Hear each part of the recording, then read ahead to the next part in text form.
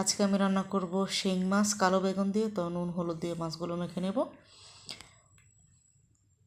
এদিকে আমি পেঁয়াজ কুচি করে নিয়েছি, বেগুন কেটে নিয়েছি। তো প্যানে তেল গরম হয়ে গেছে, আমি মাছগুলো ভেজে নেব। ভালো করে মাছগুলো লাল লাল করে ভেজে নেব। কার কার এই মাছ ভালো লাগে কমেন্টে জানাবেন। মাছ ভাজা হয়ে গেছে, আমি প্লেটে তুলে নেব।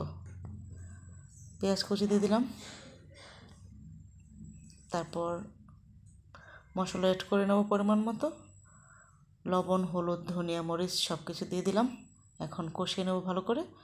বেগুন দিয়ে দিলাম, মাছও দিয়ে দিলাম সাথে, একসাথে কষিয়ে নেব ভালো করে।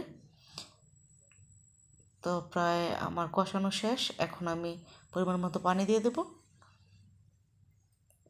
আলহামদুলিল্লাহ, আমার রান্না প্রায় কমপ্লিট। তো আমার আজকের এই রান্না যদি আপনাদের ভালো লাগে তবে লাইক, কমেন্ট, শেয়ার করবেন।